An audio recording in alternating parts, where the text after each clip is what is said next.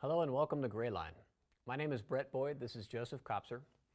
So we wanted to talk a little bit about one of the technologies areas that we're focused on, which is augmented reality.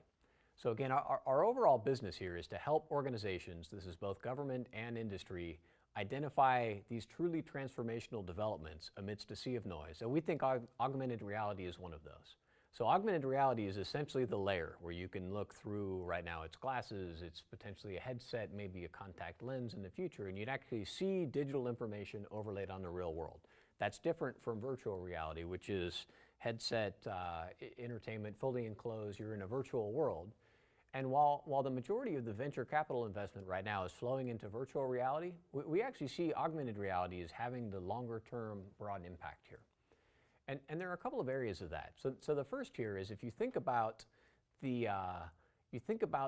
technician or the worker, there's an application in an organization that we know reasonably well that works with Boeing and General Electric in manufacturing applications.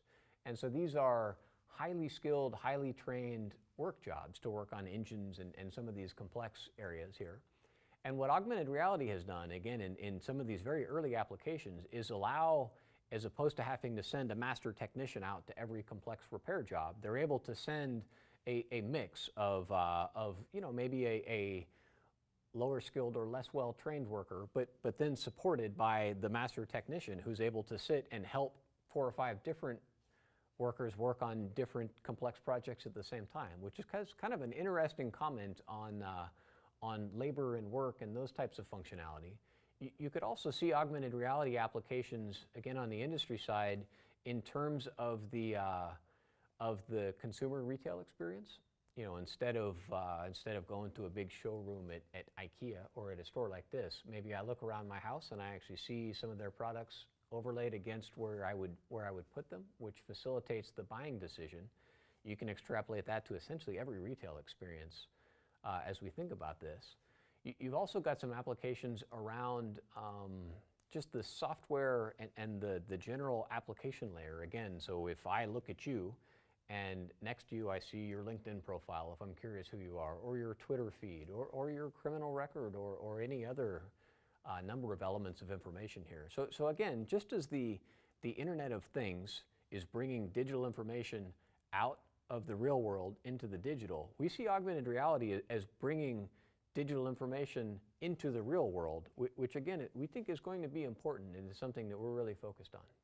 And just imagine the possibilities in the public sector. If we're able to take all this data, this Internet of Things, and then project it into the view of, for instance, firefighters, what would it mean for those people like members of the police force who show up to a moment, a scene, an emergency at the very last second or last minute?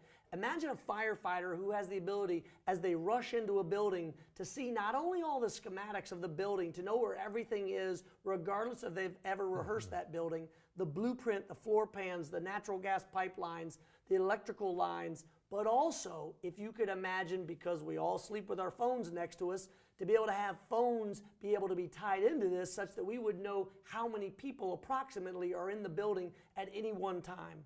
The uses of augmented reality in the public sector are unlimited, and that's why we're excited at Grayline to be able to help companies, to help the public sector, to help academia, to be able to help people who are just curious about what all these technologies mean for them in their lives going forward, to first see what's important about these trends, to know the trends to look for, and then when they see something that impacts them or their organization, to help decide what they might do about it, and then ultimately, if they decide to act, how they're going to implement that change and execute those new trends, new policy.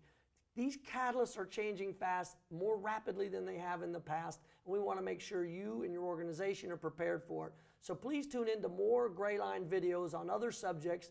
Give us your feedback all over our website. There's different deep dives, and we look forward to hearing what you think. Thank you very much for joining us.